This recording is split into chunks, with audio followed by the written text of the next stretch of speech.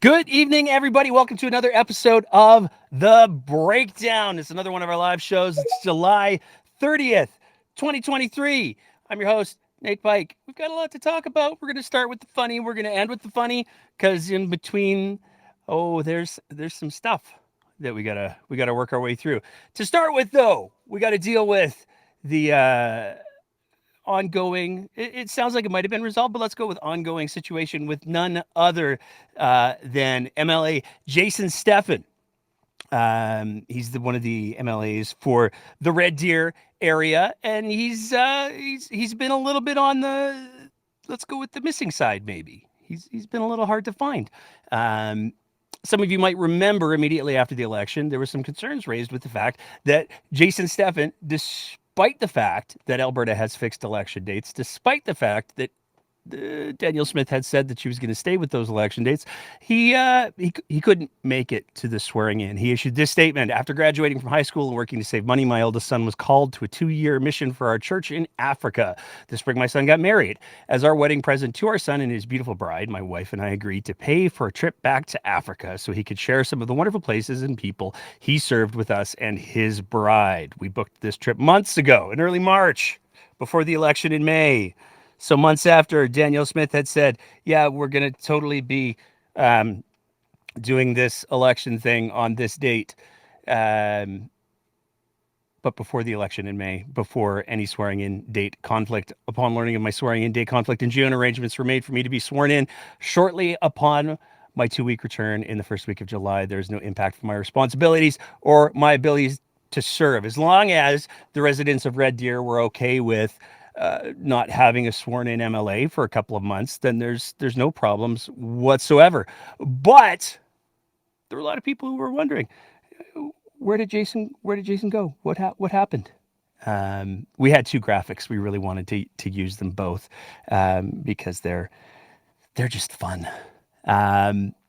But it turns out that his responsibilities as a legislator, as an MLA, weren't the only things that it seems like he may have missed out on. Because on July 26th, 2023, the Law Society issued their notice of administrative suspension. Now, this is for lawyers who didn't, in effect, pay their membership fees properly and on time.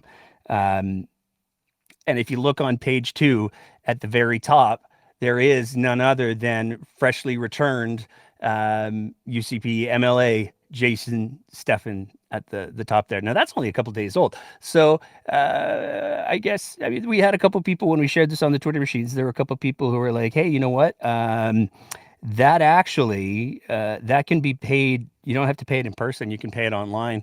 So it's fascinating that Mr. Steffen somehow chose to overlook paying his legal fees to continue to practice to be a lawyer. But he's back, and he was, in fact, sworn in on July 15th. So, Red Deer, you have your MLA back. Congratulations, I guess. Moving on from there. Next topic that we're going to talk about is the lab service situation that is ongoing and has been an ongoing problem in the province of Alberta. In June of 2019, one of the first things that the UCP did when they came to power was to cancel the NDP's super lab. Now, the NDP had said, we're going to build this super lab. It's going to be the most superest of labs. And they were going to build it in Edmonton. And they were doing that to replace the private company called Dynalife that had been providing lab services in Edmonton up until that point in time. So the plan was from the NDP is that they were going to bring all lab services under the provincial bubble. And they were going to have the super lab in Edmonton run the lab services for the Edmonton area. That would put them under the AHS umbrella. And that was the plan. And they spent some money on it. And not just a little bit of money. They spent $23 million getting that project going forward. But the UCP kind of flipped the script a little bit. When they came in, despite the fact that $23 million had already been invested, ground had been broken. In June of 2022, the UCP announced that they were going to be doing the exact opposite of what the NDP wanted to do because, I don't know, Jason Kenney or something. But they announced that Dynalife would be taking over lab services for 65% of the lab work done in the province. Now, most of that lab work is the outpatient-y stuff. There's always going to be lab works that are done inside of the hospital because there's certain lab works that have to be done very, very quickly because they're time sensitive. And so that stuff has to happen. But there's other lab stuff that doesn't necessarily have to happen in quite as emergent a fashion. So that was the UC plan. Hey, you know what? The private companies, they know best. They run the businesses. If we just give them everything, then we'll have better results. But the problem is that hasn't at all been true. One of the things that's been going on since Dynalife was scheduled to take over has been ongoing issues in regards to the implementation of these lab services. One of the biggest areas that was supposed to be serviced was the Calgary area. And there have been no shortage of horror stories over the last several months where people have been saying, hey, you know what? I used to be able to get my lab work done in a very, very timely fashion. And now it seems like I can't get my lab work done. I can't get an appointment. The best I can do is a walk-in, and then I'm waiting 4 to 6 hours. So the rollout to Calgary has been really quite problematic. So much so that AHS actually made the announcement a little while ago that they were going to do an investigation to determine what's causing these long lab waits. What's the problem here? And the short version is it appears that Dynalife maybe bit off a little bit more than they could maybe chew. That's the short version.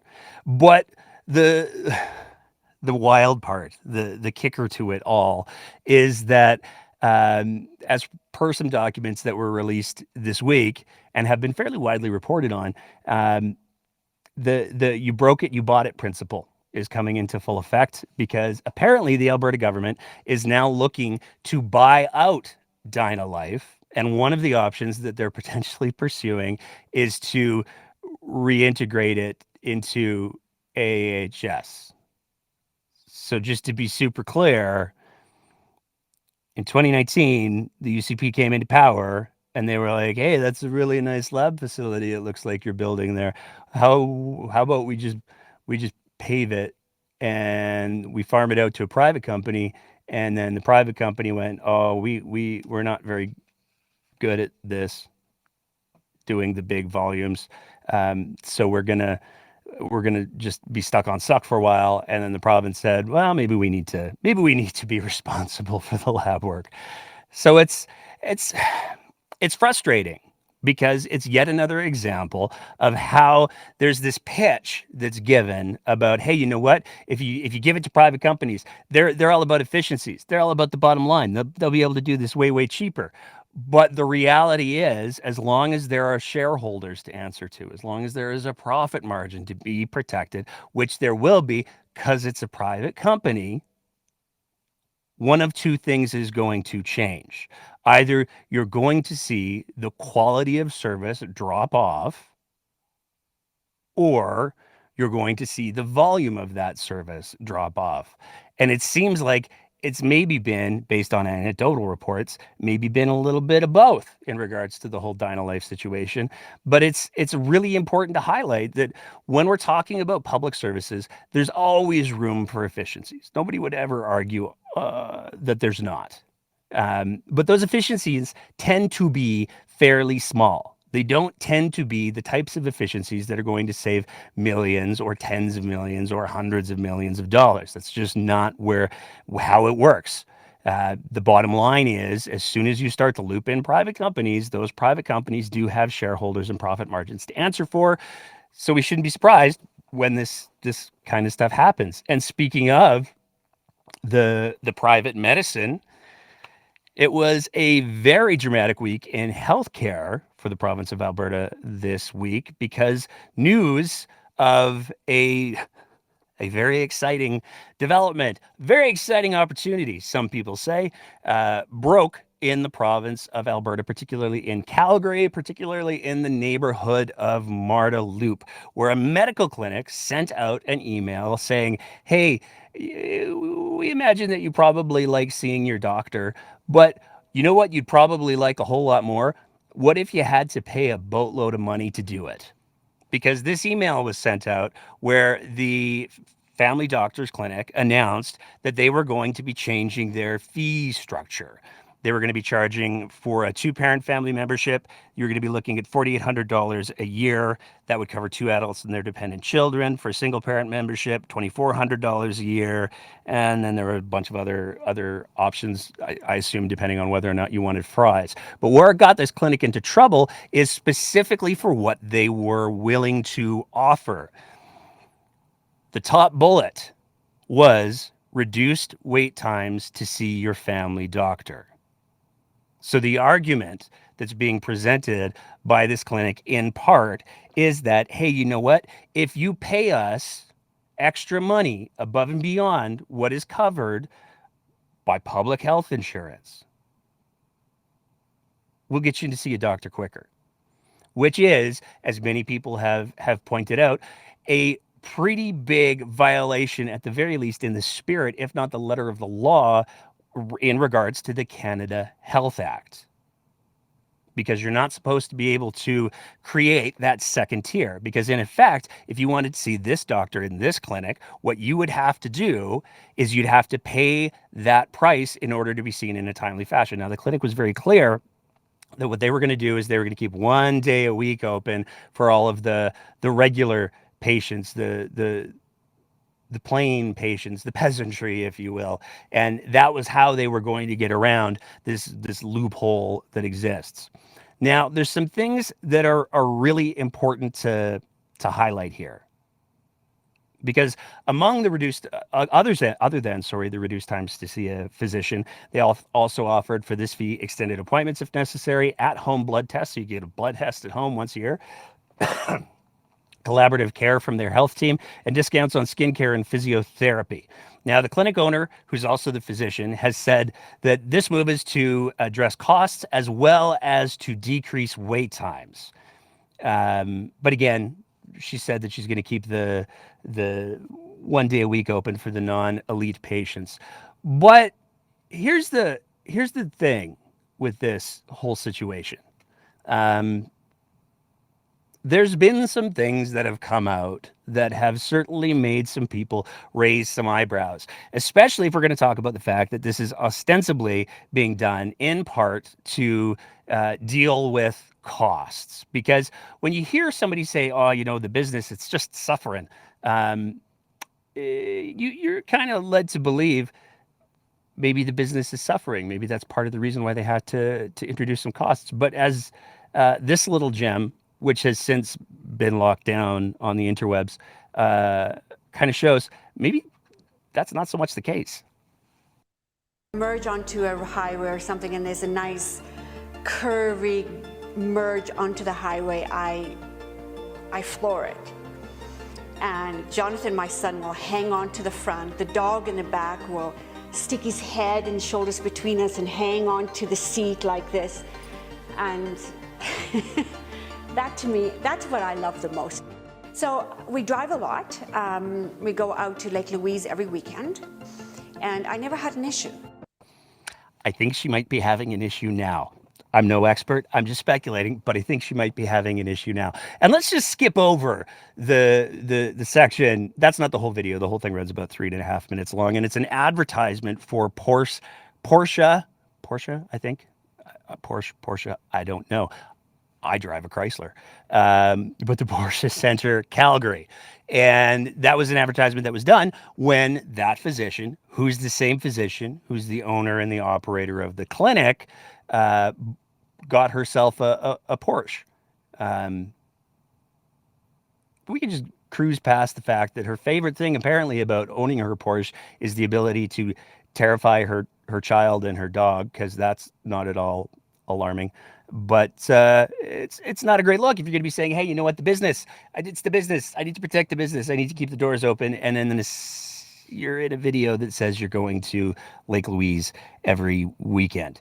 But this does get really, really complicated really quite quickly, because there's some that argue that keeping 1 day a week open puts the clinic in a position where they may be in enough of a legal gray area that may not actually be a breach of the Canada Health Act. And in fact, one of the bigger pieces of conversation that has come out around all of this is the fact that there are actually 13 other clinics currently operating in the province of Alberta that charge fees. They just don't promise faster access to see a physician. They offer services that aren't insured by the government, like nutrition, counseling, chiropractic, if you believe in that. Many of these clinics have been operating for decades, and that includes periods of time where these clinics were operating under the NDP government.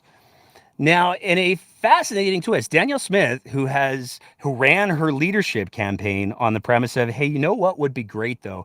What if people had to pay for their health care? What if we had health spending accounts? What if people had to fundraise to pay for their health care?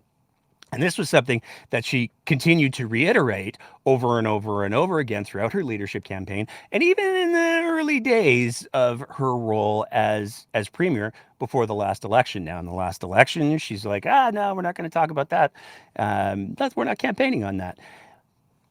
You would think that she might take this as a bit of an opportunity, particularly given the rumors that it's somebody who's maybe working in her office right now who maybe provided some of the legal advice allegedly to the clinic as to how they could go about doing this. You might think that this would be something that Smith would be like, hey, you know what? They're providing the services. They've kept the 1 day a week open. Maybe that's not all bad. Maybe that's something that we should pursue. If this physician, who's an expert in her field, thinks that this is going to help wait times, maybe this is something that we should explore. But that's actually the complete opposite of what Danielle Smith had to say. So not only did she double down on the fact that the province of Alberta has signed a 10-year agreement with the federal government in regards to how healthcare will be delivered, but she actually threatened sanctions against the Calgary clinic that is charging the fees. And in a very bizarre turn of events, and this is wild to say, Adriana LaGrange, health minister,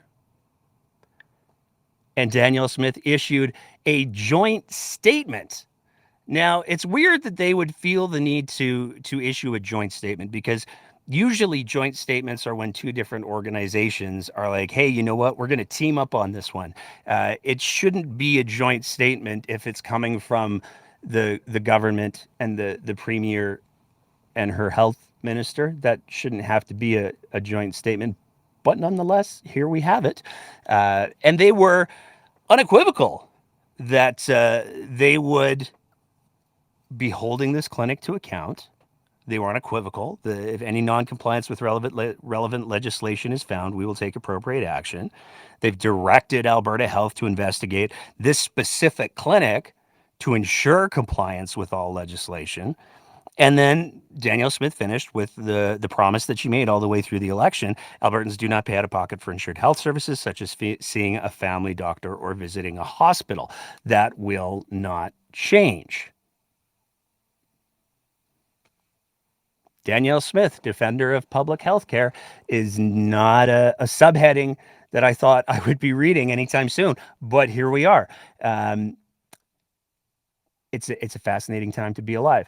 Even more fascinating, perhaps, is the fact that the NDP, for reasons, I guess, I don't know, maybe it was see, here's the thing, like with the NDP, I'd love to know who's doing their communications. I'd love to know who's in charge of that, because they keep getting so many opportunities to say things or do things in an effective way, and for some reason they just keep deciding to whiff on it, because they produced a little ad campaign, a little series where they talked about how Danielle Smith lied. She lied about members only medicine. The tweet that they put out, Medicare matters. Danielle Smith promised Albertans they wouldn't have to pay to see a doctor. She lied. Sign our petition and put a stop to members-only medicine. It's almost as if the NDP have I don't know, hired the folks from Canada Action or something to do their data collection for them, because this is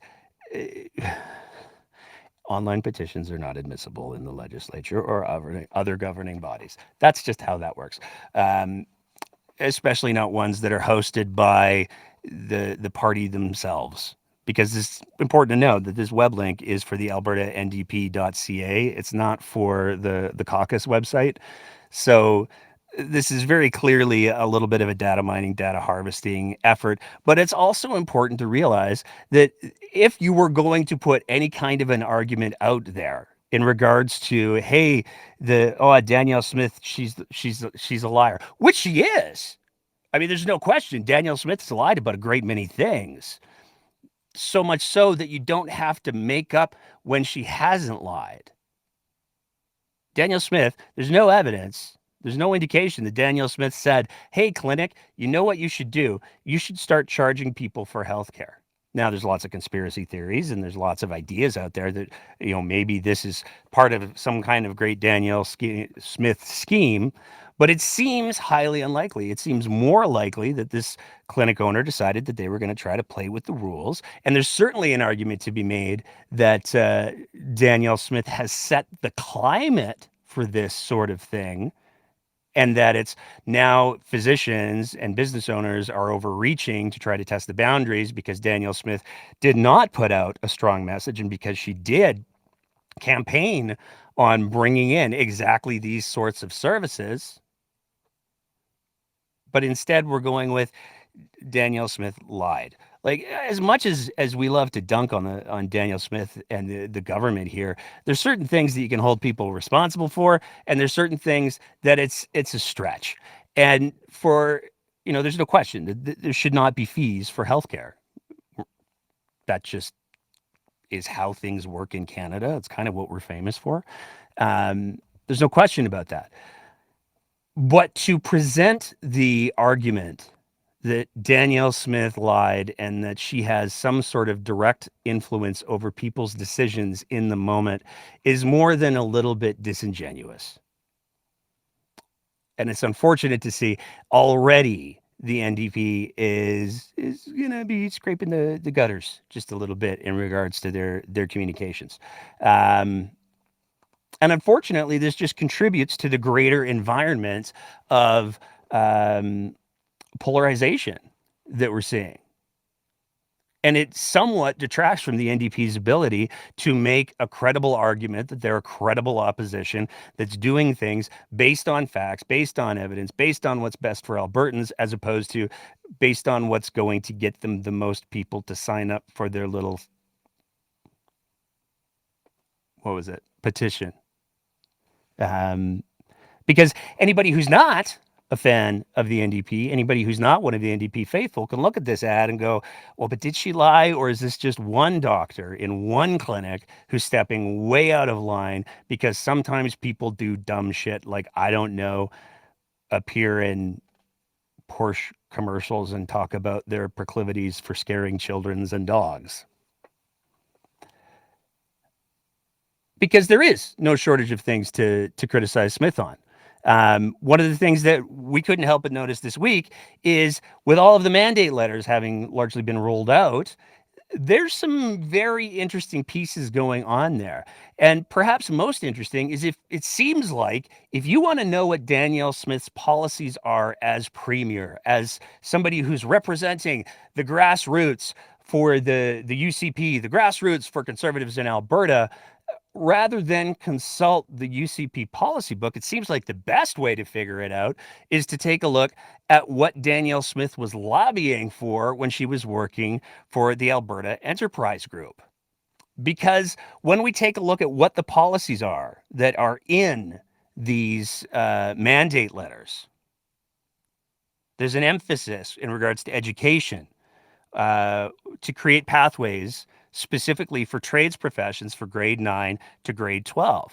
That's also in her former lobbying efforts on behalf of the private corporations of the Alberta Enterprise Group. There's also the infamous program or policy where we talk about R-Star. Now, R-Star, of course, is that program where Danielle Smith wants to find ways to incentivize the people who run the oil and gas infrastructure to do what they're supposed to do anyways, which is to clean up their mess. She wants to find ways to give them bonuses if they do a good job of cleaning up their mess after they've finished yarding all of the money out of the ground. That's also in her former life as a lobbyist, but that's not the end of it. There's more. She talks about she goes into the trades education, but this is the one that gets really interesting. She met with Tyler Shandro when he was the health minister to discuss a new accountability model for delivering healthcare that would split, or you could say potentially decentralize, the roles of purchaser, provider, and performance oversight. Now, given that this is something that we've seen Danielle Smith do a great deal of talking about, it's fascinating that there's all of these goals that she had as a lobbyist that she wasn't able to accomplish on behalf of the corporations that were backing her as a lobbyist. But now that she's premier, she's doing a pretty solid job of getting all of these things done. It's almost as if, just speculating here a little bit, but it's almost as if it's easier to pay for someone to become a premier than it is to pay for a lobbyist to be unsuccessful. It's wild like that. But there are some valid points. And we try to be as objective as we can while we're poking fun at people. But there are some objective points. And in fact, if you take a look at the Alberta's Occupational Outlook, now this is the projections of what jobs are going to be available from 2021 to 2030. It was just updated in July of this year. And there's some pretty big areas that are going to require some pretty significant attention. When we take a look at things like trades, there are going to be a lot of job openings in trades. Now, a lot of this is fueled by the fact that there's a lot of tradespeople who have been doing this for a lifetime who are now looking at retiring. But there's going to be quite a few jobs in trades, transport equipment operators, and those variety of categories. But there was one particular category that really caught our eye, because part of this whole conversation is how do we make sure that we have more people who are graduating grade 12 ready to be tradespeople? And there's some pretty stark numbers when we start to take a look at what the education system is going to look like going into 2030. The projection is there will be a cumulative job imbalance or a cumulative loss of elementary school and kindergarten teachers that's going to be in the neighborhood of 3,000 teachers. It's 3,002 is what they're projecting. Now, the secondary school teachers, the high school teachers, that's less alarming. There's a net, it shows as a negative number, which actually means that there's more people available than there are to do those jobs. When we're talking about high schools, we're looking at 1,176 jobs where there will be people who don't have those jobs. But the other number that's particularly important to take note of is when we're talking about elementary and secondary school teacher assistants, 3,500 almost we're going to be short in the province. So when we're talking about the most formative years of education, we're looking at a net deficit in the next, really at this point, it's 6 years, 6.5 years, a net deficit of almost 6,500 teachers and teachers' assistants for elementary and kindergarten kids across the board. This is a huge issue, and it's not one that's really very well addressed at all in Danielle Smith's lobby platform, policy mandate letters. I'm not even sure what to call them anymore. But what's really surprising is that all the mandate letters, there was the one disconnect between her lobbying days and her current days as premier is in her lobbying days there was a lot of talk about COVID stuff, and there's nothing there's no COVID policy in any of her mandate letters. So that's pleasantly unexpected. But there's still lots to criticize Smith for.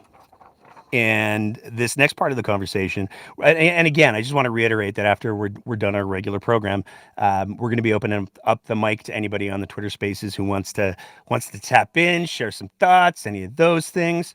But in the meantime and in between time, we have this particular topic that we have to address because it needs to be addressed.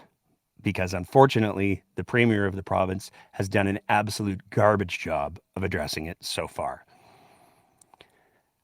There's been a lot of conversation in the last week about the young Canadians and a lawsuit and the criminal sexual abuse that went on inside of the young Canadians under the Stampede's watch, allegedly with the Stampede's knowledge. And there's been some confusing information. So we want to try to kind of sort through it a little bit, make some sense of all the different things that are going on, hopefully. I want to put this whole conversation under the allegedly heading just to cover myself. Because there's some pretty ugly things. But before we get to the ugly things, some background. The Young Canadian School for Performing Arts is a school operated by the Calgary Stampede and the Calgary Stampede Foundation. Now, the Young Canadians actually started in 1968. I wish I was making this up, but I'm not. After the Stampede invited the Rockettes, the famous Rockettes, to dance at the Stampede, and they decided they wanted a kid version of the Rockettes. That's a true fact. That being said, in 2014, Philip Hirima, I don't know how to pronounce it properly, and I honestly don't care because this guy's kind of a monstrous human being, resigned from the Young Canadian School of Performing Arts in Calgary after police began investigating abuse at the school between the years of 1992 and 2013. Now, where we need to be clear is when we're talking about what the police were investigating. These were the complaints that they got that they could investigate. So the year 1992 and 2013 is not by any means all-encompassing. In 2018, he pled guilty to 8 sex-related charges, including creating child pornography, after being charged with 20 charges. So it seems like there's a little bit of a plea deal that may have happened there. He was sentenced to 10 years. It's also important to highlight that when we're talking about the police investigation that took place in regards to abuse at the school between 1992 and 2013, there were 6 victims involved in that criminal case. Now, you might be wondering, why am I going to such lengths to highlight the fact that we're only talking about a specific time period, 1992 to 2013, in regards to the criminal case, and 6 victims? Well, it's because Hirima was with the organization for 36 years prior to resigning in 2014 as the criminal investigation started. As the story goes, as soon as the Stampede was made aware of the investigation, they walked him off the property, put him on leave, did all of those things, and he resigned 2 hours after that.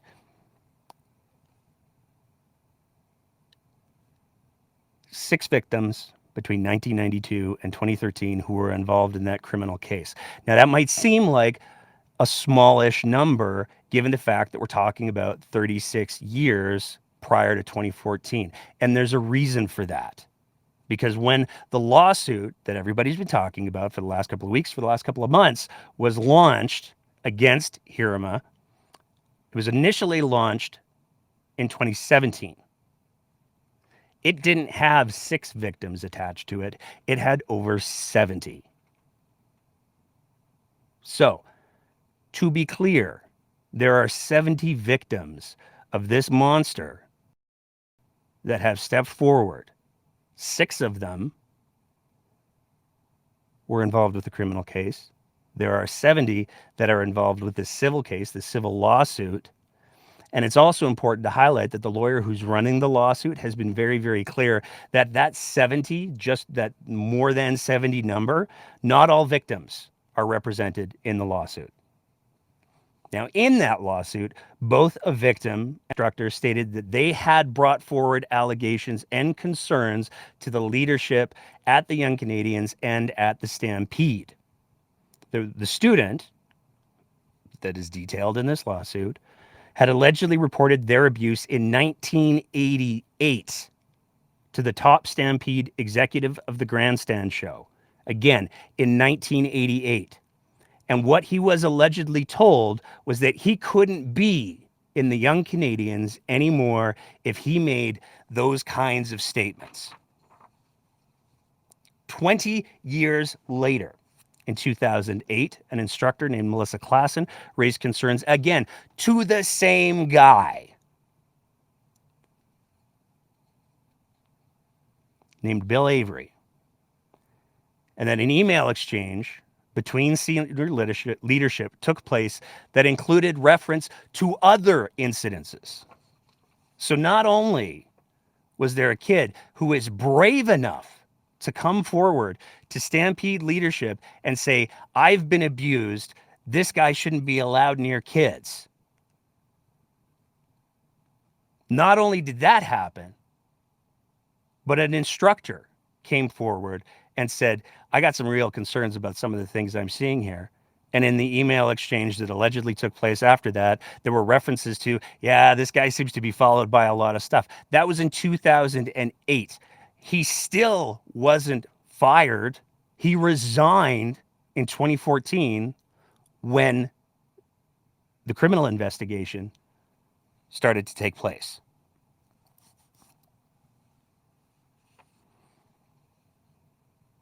Now, all of that didn't stop.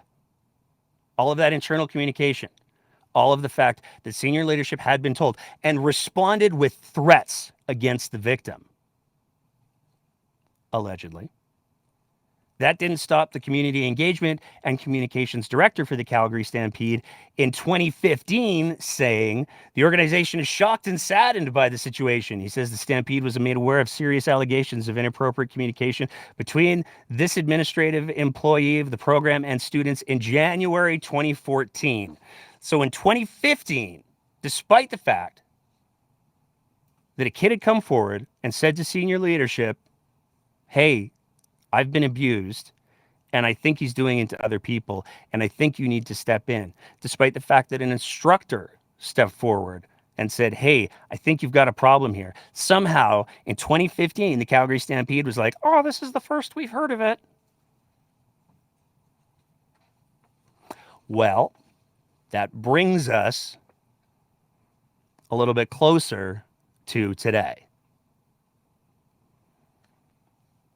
Because the allegations in the lawsuit are very, very clear. The Stampede did not properly respond to sex assault report decades before the man was convicted.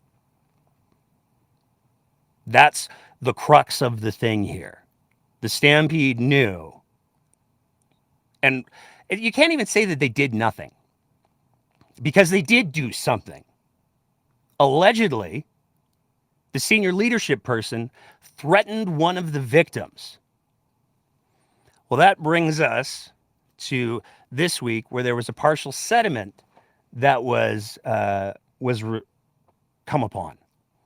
So the Stampede, on July 26th, the Calgary Stampede accepted liability and negligence, paying 100% of liability damages, with punitive damages yet to be determined. But it gets even more awkward and uncomfortable, because the guy that had the kid report to, Bill Avery, is also the president of the Rotary Club for Calgary Downtown. And there's social media posts of him appearing with Theo Fleury, where they talk about his bravery the same guy who threatened, allegedly, the child victim with expulsion from the club, hanging out with Theo Fleury. But there's also some other bigger questions, and there's some bigger names that we have to raise. Because who was the president of the Calgary Stampede board? It gets to be some pretty familiar names pretty quickly. Some of you might remember Jason Kenney. Speaking of things that he did above and beyond blowing up the Super Lab, one of the first things that he did when he took power was he started a commission.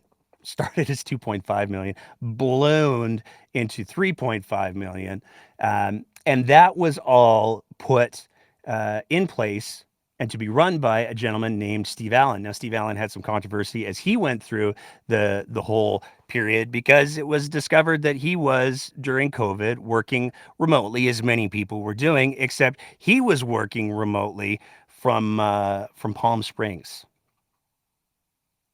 He had traveled internationally and was working remotely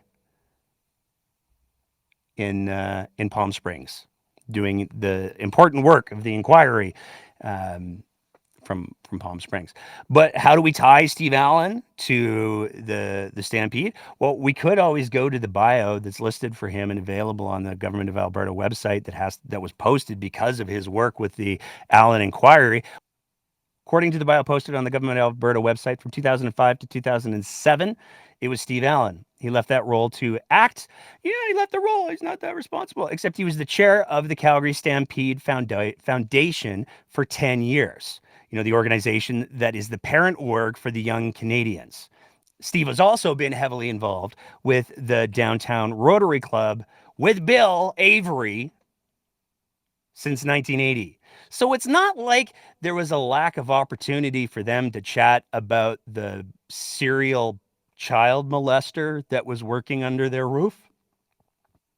One could presume that the opportunity had maybe presented itself, possibly. What is Steve doing these days? Well, now apparently he's part of a committee, an ad hoc committee called Rethink the Green Line, and they're doing everything that they can to cancel the north leg of the Green Line. So Steve's still very, very active in politics. He's still very, very active in the public realm. What's the other thing that caused this to all blow up this week? Well, on July 27th, the day after the news of the settlement went public, Calgary Liberal MP George Chahal announced that he wants federal funding to the Stampede poll after abuse of the settlement was reached, because the Stampede was so egregious in regards to how they managed this situation. He issued a full statement where he talked about the disappointment. The Calgary Stampede must recognize that they have lost the trust of many Calgarians. It's not about enhancing their image or salvaging their brand. It is about ensuring justice, safety, and a commitment to never allowing such heinous acts to happen within their ranks again. Anything less is a disservice to the survivors and all of Calgary. So now we have a federal minister mixing in with all of the other things that are going on. You have to know, at this point, Danny's going to have some thoughts. And she was asked during a press conference this week, hey, Danny, you got George Chahal. He was a city councilor for a chunk of time, and he's now a federal MP, and he's saying that maybe the Stampede, because, you know, they turned a blind eye to this serial child molester for 36 odd years, maybe the province should think about the funding. Well, here's what Danny had to say. You mentioned that the province has reached out to Stampede to talk to them about what has been done there. Could you give us a little clarification on the funding Stampede receives from the province and whether the province will be looking at whether it continues to provide any funding? We'll continue to supporting the Stampede, yes. It's the premier festival in Alberta. We just had a very glorious and exciting and successful 10 days. The issue about exploiting children and making sure children are safe is an issue Young Canadians has to answer. And I can tell you what I hear from other youth groups. They have in place protocols to make sure that there is a criminal record check for anyone who is involved in a direct contact with children. They have annual training for adults on how the proper way to interact with children. And they also have protocols to make sure that no child is ever alone in a room with an adult. And so those would be the kind of things I would be asking Young Canadians to let us know so that they can address the issue. Remember, this was reported in 2014, so the perpetrator has been held to justice. But to make sure that there aren't any ongoing problems, I would fully expect that those would be the kind of protocols that are in place there. Now, there's a lot going on in that clip, as there always is with every Danielle Smith clip. But there's some stuff going on in there that's really insidious. First of all, let's be clear. A criminal record check would not have caught this. It would not have prevented this. Now, there are certainly individuals who do have criminal record issues that, for the reason and nature of those criminal record issues, should not be allowed to work with vulnerable people. There's no question about that.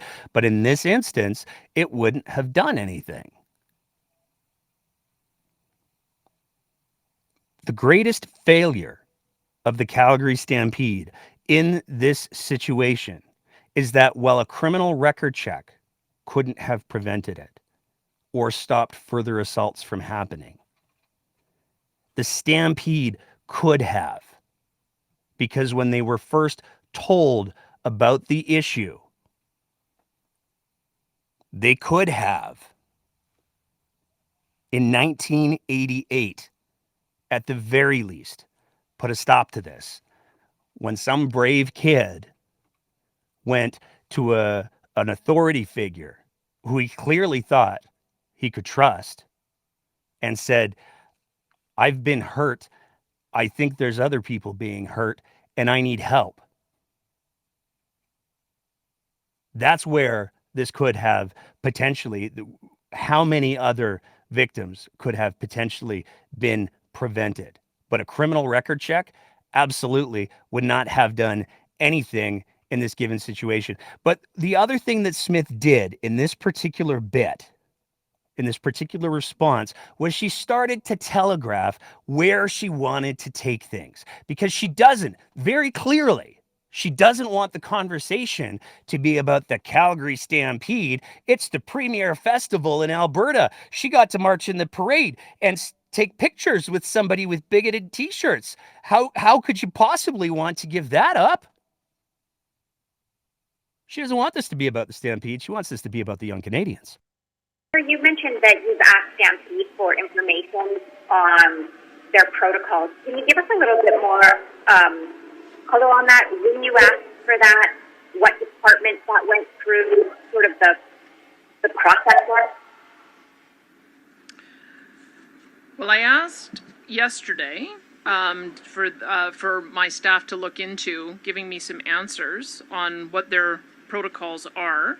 And I would say that Young Canadians is the most important agency within their purview that needs to answer these questions, because Young Canadians is the one that had the offender in question.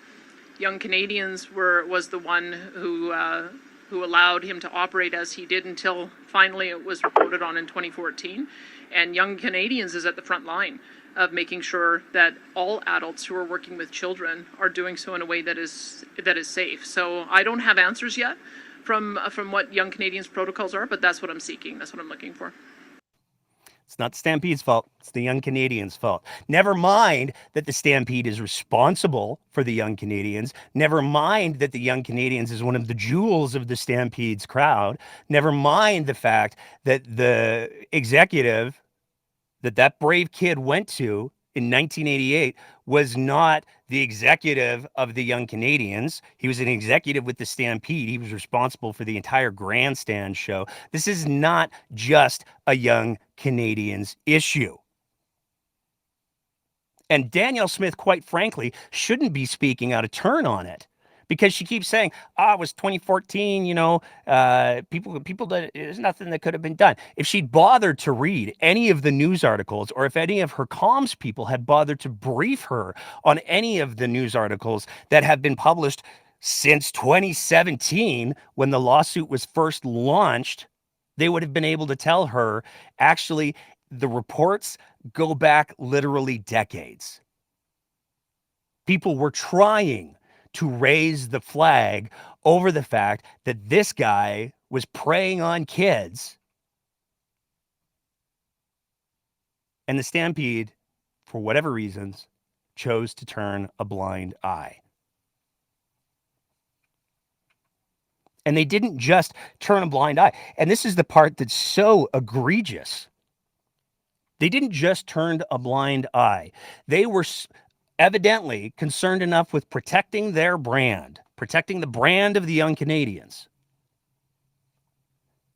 that executive, who's in high leadership roles in other organizations over the years, who rubs shoulders with some of the power elite in the province of Alberta, that executive thought it was more appropriate to threaten that kid who came forward.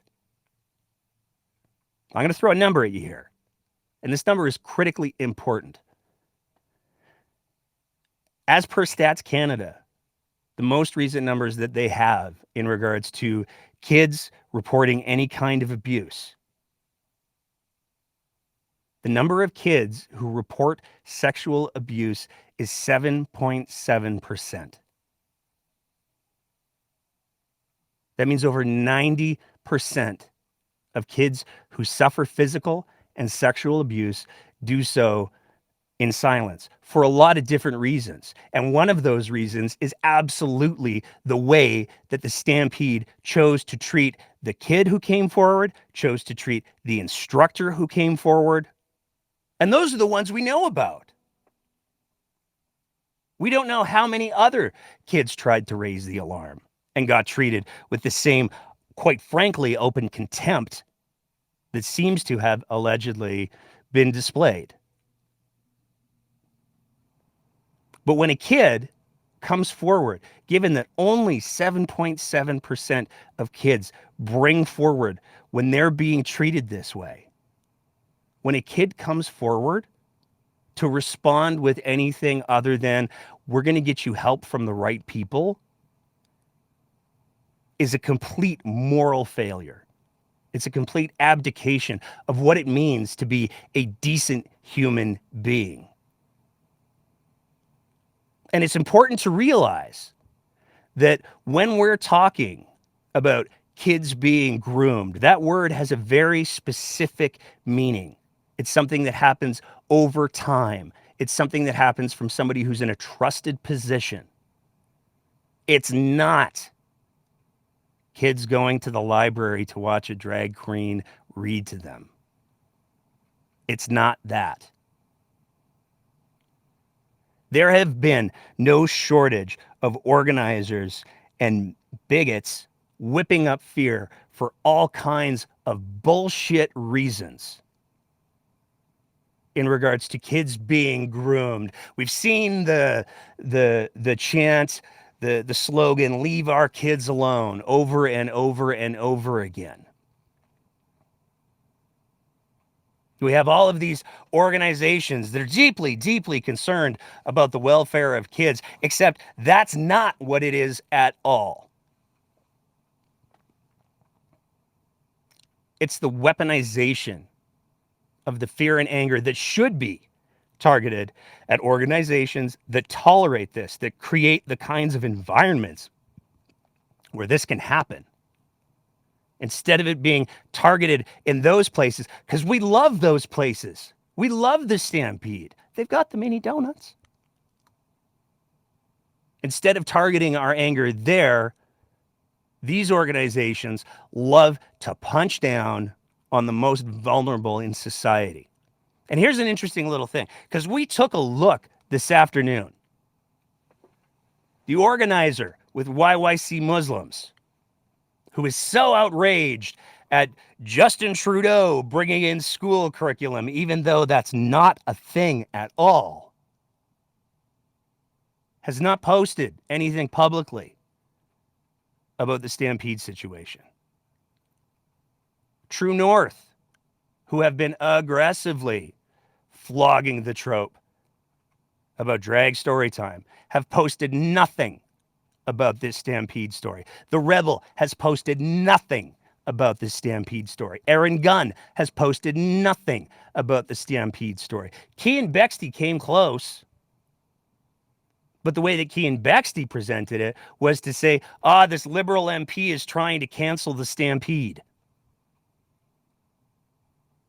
All of the people who have been leading the charge about protecting our kids are resoundingly silent on this. And that's the real problem.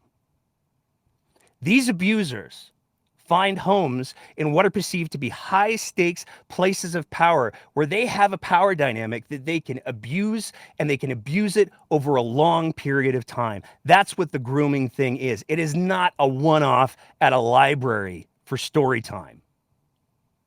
We're talking about performance groups. We're talking about residential schools. We're talking about private treatment facilities. We're talking about churches, and you're goddamn right we're talking about sports.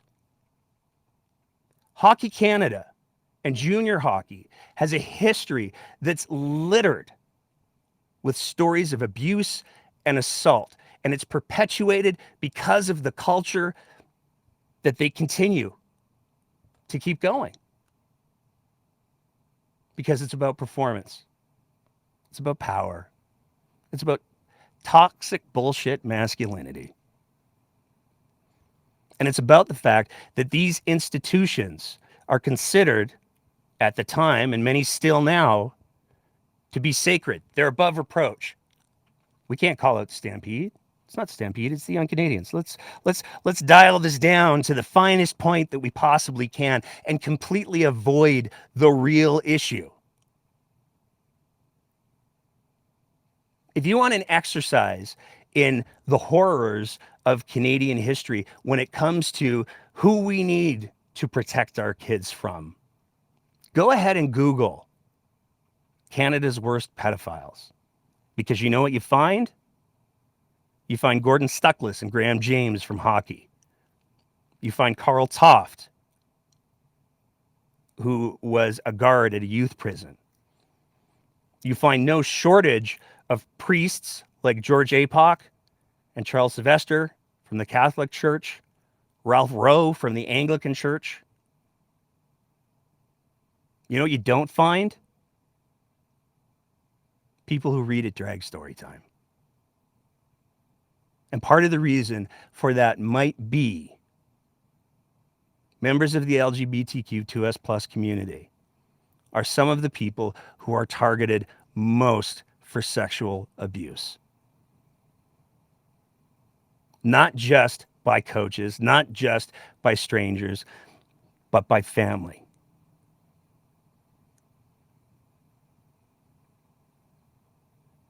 If we're not at a place where we can have a real conversation about why it is 70 plus kids get abused,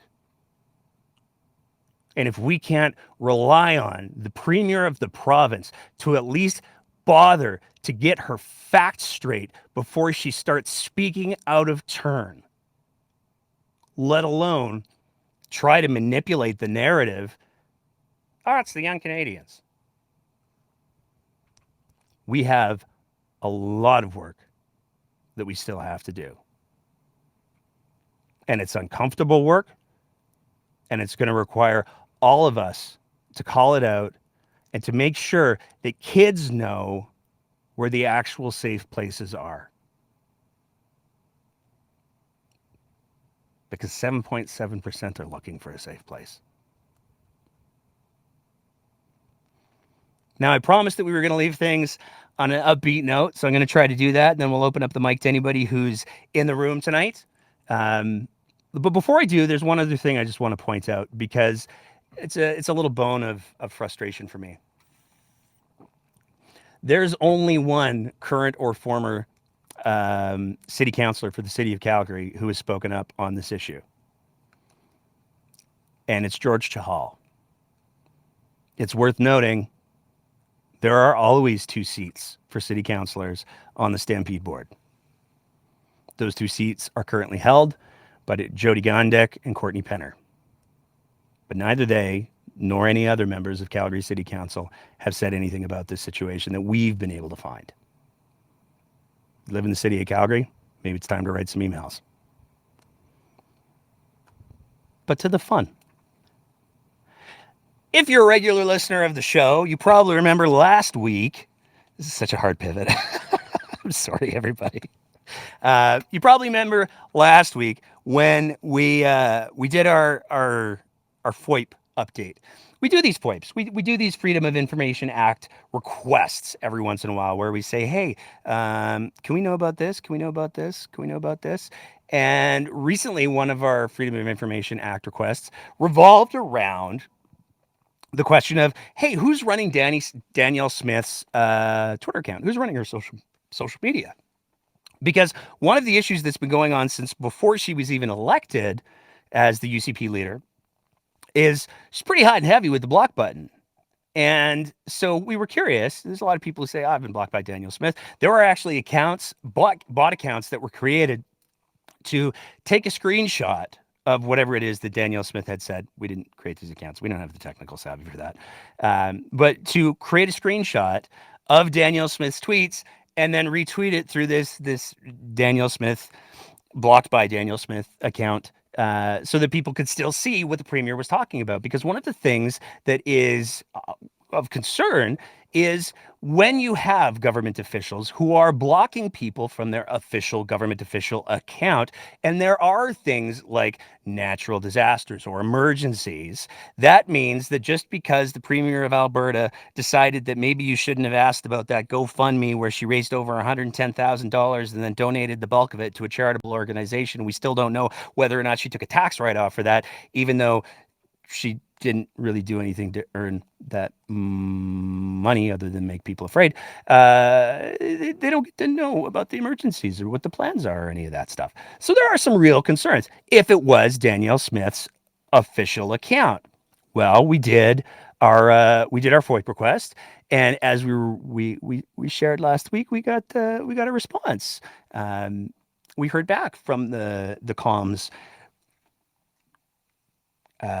leader. I don't know what the term would be. I had way too much dangerous alliteration going on in my head there. We heard back from Rebecca Polak, and she said Nordic Media is the one running the Danielle Smith Twitter account. 3,612 accounts are blocked. For context, we estimate 2,416 are bot accounts, although they provided no information as to how they would know which accounts are bot accounts, because it's very difficult to tell until they start word salading. Sometimes you just don't know what a bot account is. Sometimes you don't know what a burner account is. And sometimes you just don't know who's being a dick on the Twitter machine. But we shared all of that last week. And then we put up our little video clips on the Monday. And the funniest thing happened on the Tuesday. We started getting DMs from people saying, hey, are you guys still blocked? And we said, what do you mean? And they said, well, I'm not blocked by the premier of Alberta anymore. Danielle Smith has unblocked me. What's going on? And we said, huh? And we checked, and we were unblocked too. And then throughout the day, we got to watch the conversation go on the Twitter machine, where in what appears to have been alphabetical order, people were unblocked until pretty much everybody who was blocked by Danielle Smith was unblocked. So that's all kinds of fun for a bunch of different reasons. And there's a lot to unpack there because it means a couple of different things. First of all, we now know that the 2 sole source contracts that Nordic Media got were apparently, at least in part, to cover Danielle Smith's social media, which now makes a little bit more sense because it was her campaign manager who's running Nordic Media. And so if he goes from being in a position of running all of her social media as campaign manager to running all of her social media as the private contracted company, That's probably how they were like, oh, but he's got the password. Nobody else has the password. What are we going to do? But it also perhaps shares a little bit of insight in regards to how it is that Nordic Media then got the $1.5 million contract. Again, $1.5 million of taxpayers' money to do social media stuff. So all of the memes, all of the posts that we've been seeing from Danielle Smith are apparently curated and developed by Nordic Media. Now, why does this get to be especially interesting and especially fun? Because if, as that email said, the people who are running Danielle Smith's official Twitter account being funded by the taxpayers is Nordic Media, then the restaurant post where she stood up and said, hey, fun fact, I own a restaurant with my husband. The dishwasher broke, so I had to go in and wash some dishes. That's not a fun fact tweet from a personal Twitter account. That's now a fun fact tweet from the official taxpayer-funded Twitter account for the Premier of Alberta. And now that it's a taxpayer-funded Twitter account for the Premier of Alberta, that also means that when the restaurant was then put up for sale 2 days later after it was promoted using taxpayer dollars, that gets us right close to using government resources to advance a personal agenda, to gain personal value. We've heard from a couple people that they are going to be submitting some questions to the ethics commissioner. We're looking forward to getting that. We've got a couple of other FOIP requests that we're still waiting for before we decide to ask the ethics commissioner any questions. And we're only able to do those FOIP requests because of the support that we get from our Patreon sponsors. This is the plug part. So if you appreciate the kind of content that we're trying to produce here at The Breakdown, we pay for those FOIP requests using the support that we get from our Patreon sponsors. Among other things, we pay for the web hosting and the video platform and the equipment and all of that. That is all that comes from the support that we get from our Patreon sponsors. And it's because of our Patreon sponsors that we're able to continue to create the kind of content that we do here on the show. So if you have, maybe you take a pass on one of those fancy cups of coffee a month, and for as little as $5 a month, you can help us continue to produce the content that we do and continue to file the FOIPs that apparently, I don't know, get the Premier of the province to unblock everybody on Twitter. That's just too much fun. So yeah, there's the plug for there. I want to say a big thank you to everybody. I think we might have had some chat issues tonight because I'm not seeing any chat stuff on my end. But I want to say a big thank you to everybody who's tuning in. I can see that there's a good number of people who have tuned in to watch the live show. We got a few people on the Twitter Spaces as well. I want to say thank you to everybody who's tapped in there. And with all of that being said, I'm going to open it up for the open mic stuff. If there's anybody who has any thoughts about anything that we've talked about on the show, if we got anything wrong, you want to tell us how we got it wrong or whatever the case may be, then this is the opportunity for you to tap in and share some thoughts. And if we don't have anybody who's, I mean, Twitter has been it'll always be Twitter to me.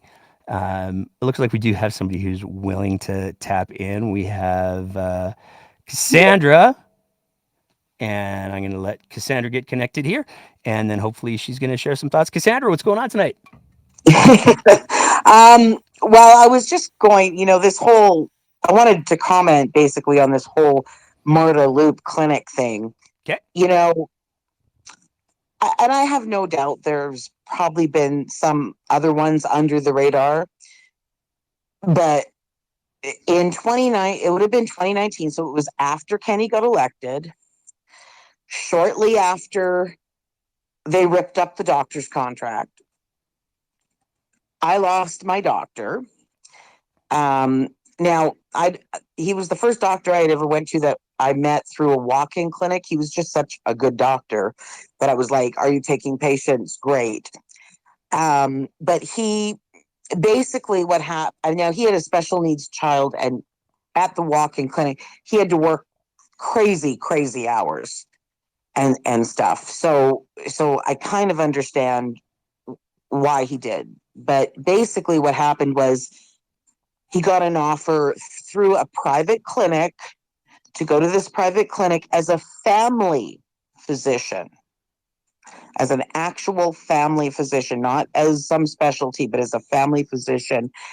And all the patients that were seeing him at the walk-in that could afford to pay followed him there because he was a really good doctor.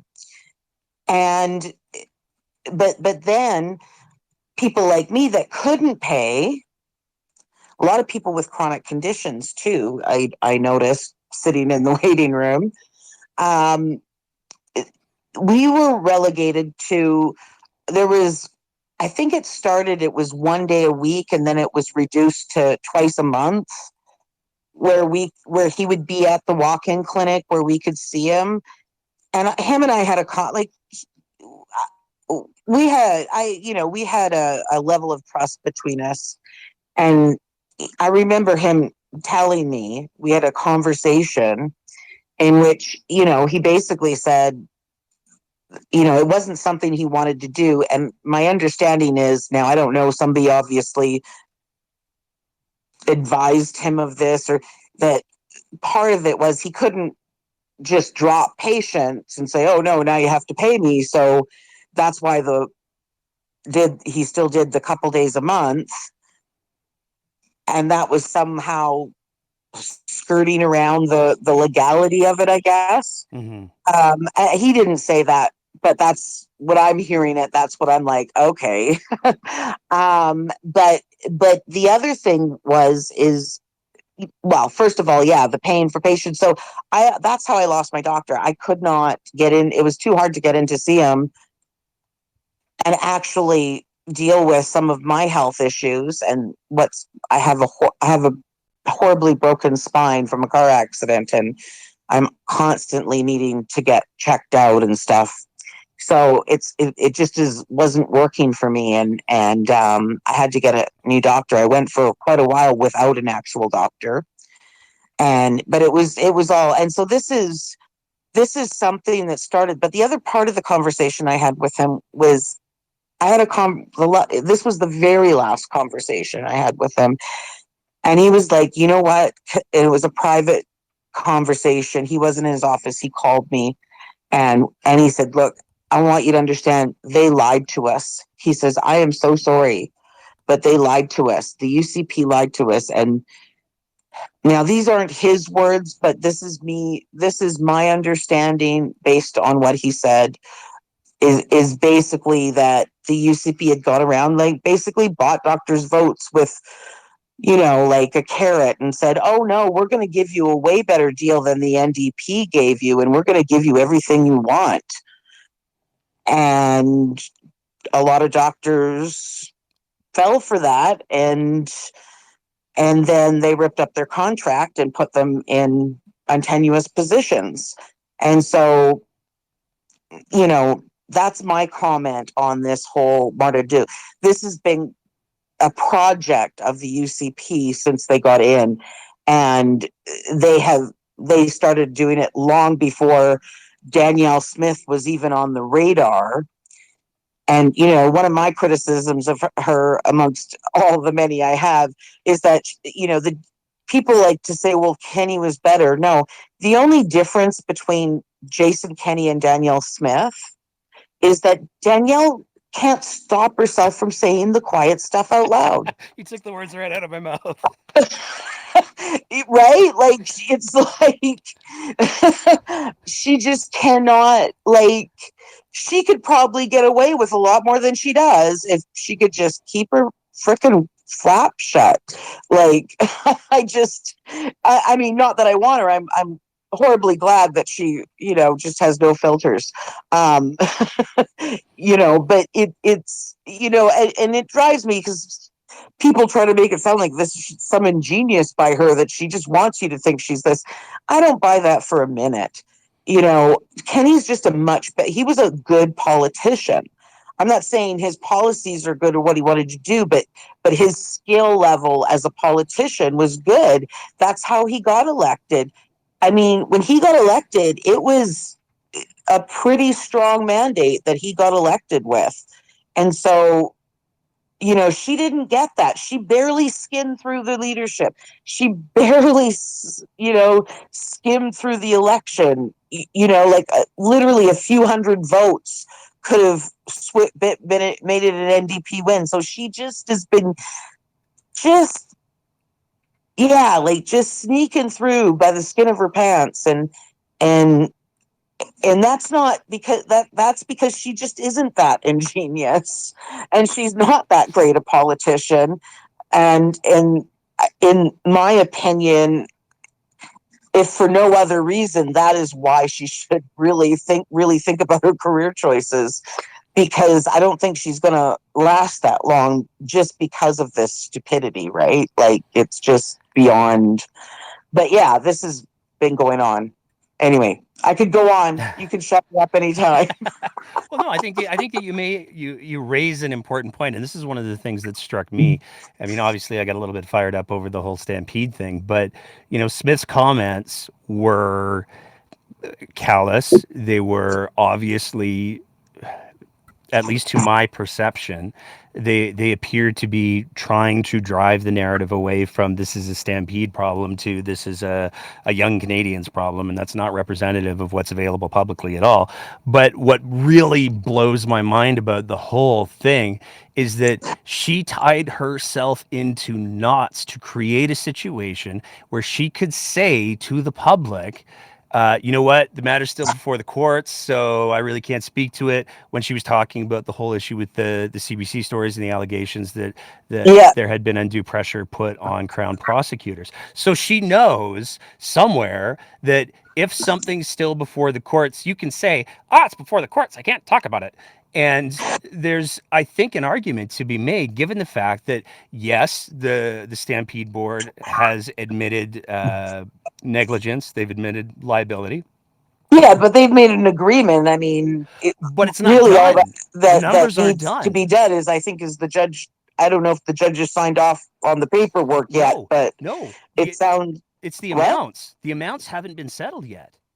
Oh, the amounts haven't been, So but they've admitted wrongdoing, but they haven't come to Okay, gotcha. Yeah, I they got haven't it. put a number on it yet. So there is still litigation that's But it's ongoing. nothing to do with her. Like, she's a politician who is sitting there supporting the Stampede, and there's another politician that has made no bones. There's no legal, guaranteed.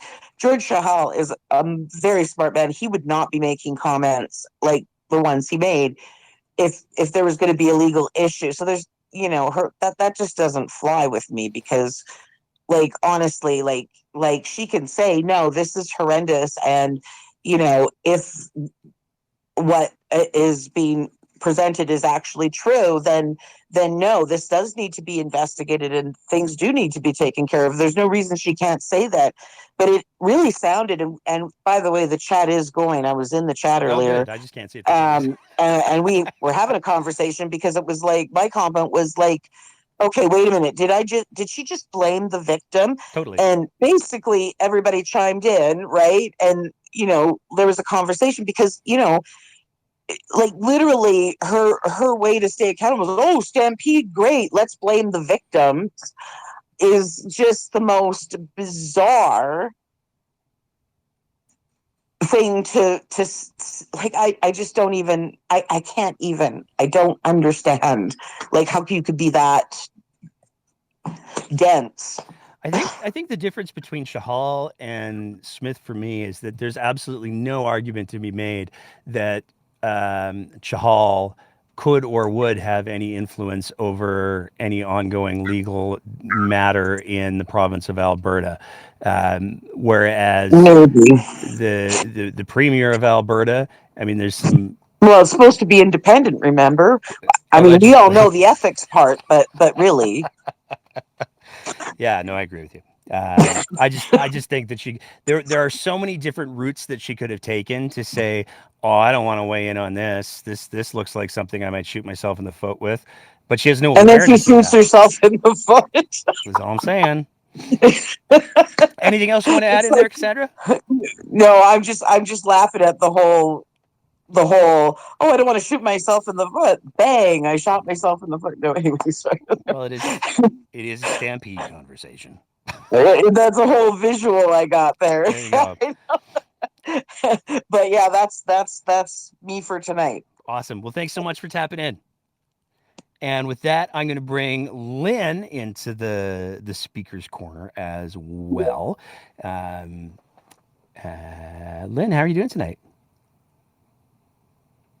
Oh, I think you're muted. Hi, Nate. Hey, how's it going? It was good till I listened to you. I'm sorry. Am I your? Am I? I might be your. Oh, that joke's not going to work. Never mind. Keep going. Sorry. So, what it boils down to is power. Yes. Okay, so I have two stories, one from my childhood and one from present day. So, when I was 13 to 16, I don't remember when, the Calgary Stampede started promoting themselves as the longest running stampede in Alberta. And that was a lie. Because Little Bruce, Alberta was the longest running stampede because we didn't quit during the World War II, and Calgary did. So my dad was president at the time, and they fought it. And it boiled down to money. So a community of, at that time, maybe 150 people didn't have the money to fight the lawsuits they were alleging they were going to do. So as kids, we were frustrated because we knew that it was a lie, but we didn't have the ability to fight it. So it got left aside. So that was a power thing. It was an early lesson for a teenager. I'm still struggling with the power issues. So right now I live in Fort McMurray in a very small 73 house community, close to the river. It's beautiful. And we have a walking trail along the river. And we had a new owner come in and abuse a vacant lot that actually the house had burned down during the fire, and backhoe and carrying garbage in and out on a walking trail. So a bunch of us got a little annoyed with that because they were destroying the trail. Called the city. My husband went over and talked to a person there. And it was basically, you know what? We have a permit. We had no right to ask for it. And come to find out that it's Tanny Yao. Tanny Yao has moved into Brian Jean's neighborhood. Of course he has. And you know what? Like, you can call the city, you can do whatever. But basically, Tanny thinks he can do whatever he wants. And who's going to pay for the repair of the trail? We are. So it's all about power. And when it comes to the kids, I could barely listen to you, Nate, because it's just too close to home, working with youth justice in the past and know what these kids have gone through. And it just makes me cry because I respected certain people in the Stampede Foundation many years ago. They used to come to my house for dinner on Bruce Stampede Day. And this just makes me sick. So I don't know what I want to say. I just want to say power. I don't want it. I only want to help people. I don't need power. I hear you. And thank you for saying that, because the expression is that power corrupts, and I think that one of the things, when I listed off some of the examples that I listed off earlier of organizations that have repeated histories of this sort of thing, these are organizations that are more concerned with protecting their brand, with protecting their power, than they are protecting either the people that they are ostensibly claiming to serve, or the people who are providing them the means to access that power.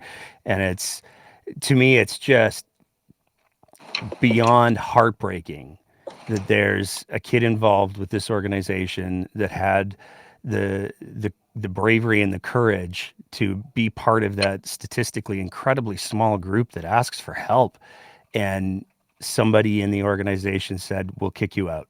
Like, that just, it's a complete failure as a human being. I can't even imagine what guts it took for that child to do that, and to be thrown under the bus is just unacceptable. Well, and I think that's why we saw the Stampede accept the liability and, or sorry, accept the liability and accept the negligence, because there were multiple opportunities where more victims could have been prevented and more people could have been protected, but for reasons, choices were made to prevent that from happening. And that's absolutely on the, they say it starts at the top, and it does. And I would argue, and I would say this about any organization, Lord knows it's why I've continued to go after the leaders of political parties for the last 4 years. But I would argue that if you have failed to create an environment where, when somebody comes to one of your subordinates, like if you're the president of the Stampede board and you haven't made it, created an environment where if somebody comes to one of your subordinates and says, "Hey, this is a thing that's happening," if you haven't created the environment where the only reaction is, "How do we get this person help? How do we make this stop?" Then that's on you. That's absolutely on you, because leadership is about creating that environment and creating that culture. And we saw it with Mr. Kenney. He created an environment in the legislature where bullying was encouraged, toxic behavior was encouraged, and it ran endemic through the entire caucus. This to me is no different. I hold Mr. Kenney responsible for the environment that he created at the legislature, and I would argue that anybody who has any kind of a moral compass whatsoever should have no problem saying, "Yeah, no, we do need to hold the Stampede leadership responsible for allowing this stuff to go on," and they have to do the work. The entire Stampede organization has to do the work to demonstrate that they're changing that culture. They're going to make sure nothing like this ever happens again, and they recognize that they do need to earn the trust back. And for the leader of the province to pivot instead to, it was 2014, and it's the young Canadians, it's not the Stampede, is just a complete abdication of leadership. Absolutely, I agree with you totally. And I think watching a lot of Ukraine stuff, which I do, this is why I respect what you do, because this is what they're fighting for, is democracy, where we can actually do something about this. And what you guys do is amazing, and I hope you keep it up. We're not going anywhere, don't worry. Okay, thanks, Nate. You have a good night. Thank you so much, Lynn. I think that gets us through our list of speakers for the evening. I think that, I've noticed with the Eloning of the Twitter, the spaces have been dwindling, but we're going to be here till they turn the lights off. We're going to keep coming back every week. We'll be back next week on Sunday at 8:00. And this week, hopefully this week and next week, we're going to be recording a couple more of our interview episodes. So we have a couple of interviews coming up that I'm excited for. I don't want to, as usual, I'm not going to tell you who they are until we get them in the can, because sometimes rescheduling happens. But I'm pretty stoked. I want to say thank you to Lynn and Cassandra for taking the time to speak there. And all of that being said, the joke I was going for, I don't know why it fell out of my head, but the joke that I was going for, Lynn, is that I think I might be your Ziad now. Because when he comes on and he talks, I tend to get quite animated as well. Not because of him, but because of the information that he's sharing, which just makes my blood curdle. I think that's it for tonight, everybody. I want to say a big thank you again to everybody who was listening. I'm going to see if I can figure out how to access the chat, because I miss I miss not having it on my screen. It's not the same. In the meantime and in between time, it's Alberta Politics. The next week's going to be nuts. It always is. So take some time, enjoy the nice weather while you can. I got to spend some time outside on the last couple of days when it wasn't all smoky, and I commented to my wife that it's weird when we're like, hey, you can see the blue sky. Like the baseline has been moved so far from where it used to be and where it probably should be. But enjoy some of that blue sky while you can, and as always, keep the conversation going.